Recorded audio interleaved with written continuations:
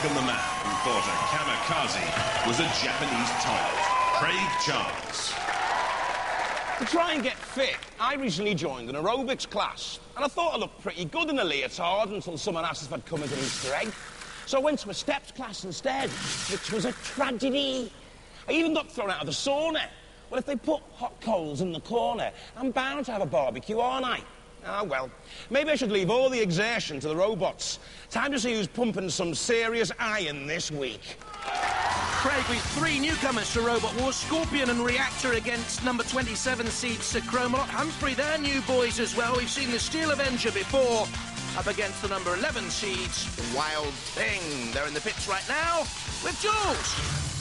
Looking to put the scrap back into metal. For the melees, we have Wild Thing. Literally too wild in the last wars, went out to panic attack. They were too fast, they lost control. So slightly smaller wheels, less speed, but more manoeuvrability. This basically just turns them up the right way again. It's not that powerful. The main thing is force, which will be used against Humphrey. New to the wars, spent 2 years working on this. They brought their intensive care nurse, Mick, should anything go wrong. Can lift a Ford Escort, pretty impressive. And watch out, there's a Humphrey about. Yes. The Steel Avenger. Obviously the main weapon is the duster at the front here. We've got bulletproof polycarbonate casing, twin Bosch motors, 750s, and this will come down on you with the force of Dawn French in a pair of stilettos. Time to engineer some chaos. Let the wars begin.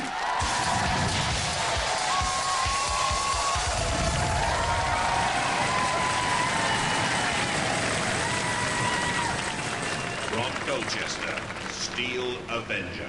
A second appearance in the wars, back to avenge defeat by Johnathan last time. Two electric motors give a top speed of 15 miles an hour to this trusty steed, and axe won't miss peeling back the shell of opponents.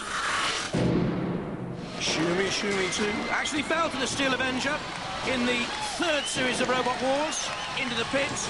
Then the Avenger came across a very good robot, an experienced robot in Johnathan, and when toppled, they couldn't right themselves, and they fell at that stage. Hi, I'm John Willoughby. I'm team captain of the Pneumatic Fanatics. Hi, I'm Kevin Cockrell, and I operate the weapons. And this is Tony Bates, our third team member, who's on his way at the moment. This is our robot, the Steel Avenger. We've got a front-cutting blade. We've got a very powerful pneumatic axe this year. And the big improvement is we've now got an uprighting mechanism. And this is our lucky mascot, which we hope to clear up in the arena with. From Aldershot in Hampshire, Wild Thing. We'll make our hearts sing if we can go one step further than the semi-finals this time around. A stream-neck, a multi-purpose lifting arm and lance, and even the eyes are powered by electricity. Ding ding, round one came out quickly against the prize fighter. KO'd against the arena war. Next up, small talk. A smash and a bash and a crash. And then a thrash. Cerberus turned over for a tickle on the tummy, but in the series semi-finals, up against Panic Attack, that's where it ended for Wild Thing. I'm Nick Adams, and I'm here with Jake and Isabel and our robot Wild Thing. Last Wars' arm is at the back, this Wars is at the front, and it can self-right us, lance other robots, and tip them up. In last Wars, managed to get into the last 16. But this year, it was seed 11. We hope to go all the way. From Pearce in Nottinghamshire, Humphrey. You better watch out Humphrey's about with its lifting arm made from a car jack, spikes, gearbox sprockets from a lawnmower. Oh, and there's an old table leg in there somewhere too. Hello, my name's Helen, this is Nick, and this is our robot Humphrey. To the uninitiated, it's got all sorts of goodies, and as they say, watch out, there's a Humphrey about. The drive basically is two gearboxes made from lawnmowers. They've got two 24-volt motors and these two wheelbarrow wheels. It's got a turning circle of 0. It'll do a top speed of about 6 miles an hour, and this has lifted a car up by the dent there. But watch out, it's got a very nasty sting in the tail. Roboteers, stand by. The Steel Avenger from Suffolk. John Willoughby there, the controls on the left, Wild Thing. The controls, Nick Adams, Isabel and Jake. And there, Humphrey, new to Robot Wars, Mick Kirkwood at the controls. 2, 1. Thing, the seated robot, quick to manoeuvre, now comes back on the attack, can get up to 8 miles an hour. It's not the heaviest of these three. Quite the opposite, in fact. Now a little nudge tentative on Humphrey. There's the Steel Avenger. Big, burly, somewhat cumbersome. I wonder if those side panels are also prone to attack. They look a little bit suspect. Polycarbonate, aluminium and steel shell. That's Wild Thing dancing between the two. You see there, the Steel Avenger slow to turn. The Wild Thing has the speed advantage over these two opponents. Now attacking the Steel Avenger again and into the CPZ, which means Matilda can come out, but the Wild Thing followed up, which means also that Matilda can never go the Wild Thing. That's the Steel Avenger, almost toppled, but the Wild Thing followed into the CPZ there, which meant that Matilda could attack right on the fringe of the corner patrol zone.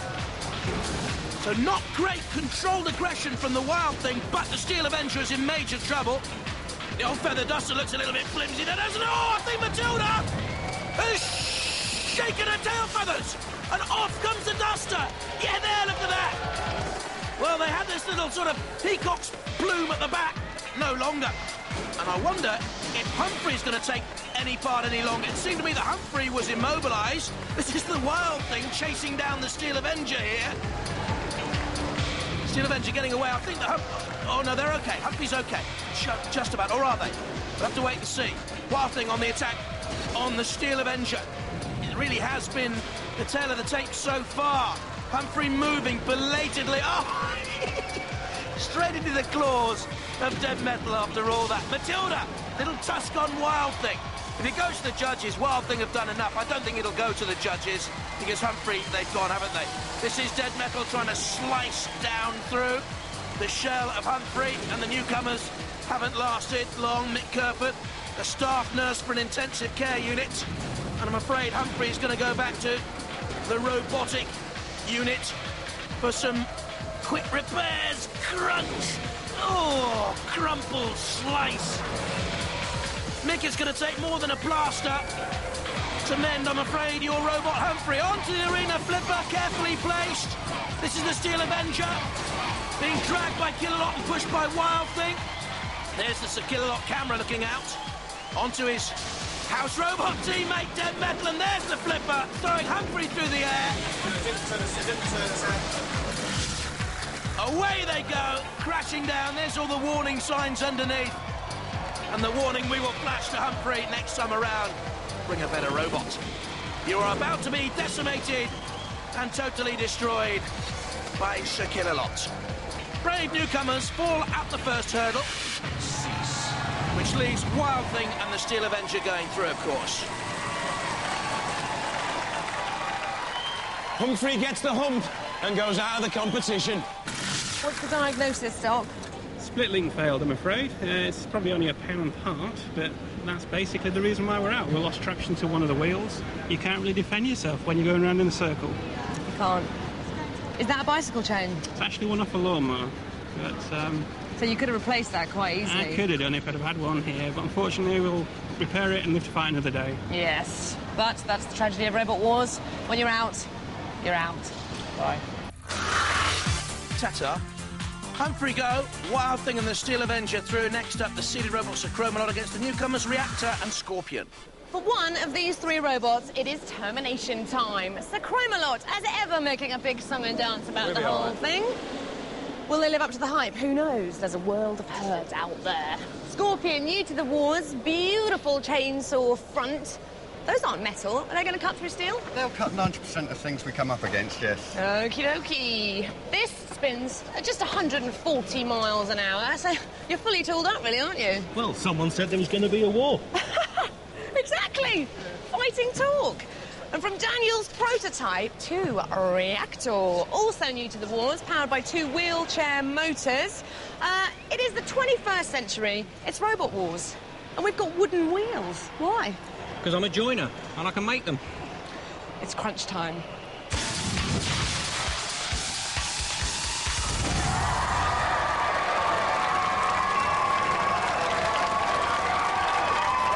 From Nutley in East Sussex, Scorpion. Driven by 2 wheelchair motors with 2 electrically powered chainsaw cutting discs designed on the dining room table, they practiced against an old tumble dryer to perfect the Scorpion sting. Hi, I'm Jeff. This is my teammate John, and here is our robot Scorpion. We have chainsaws, we have cutting discs, and at the rear, we have the sting in the tail. This, we hope, will do some serious harm.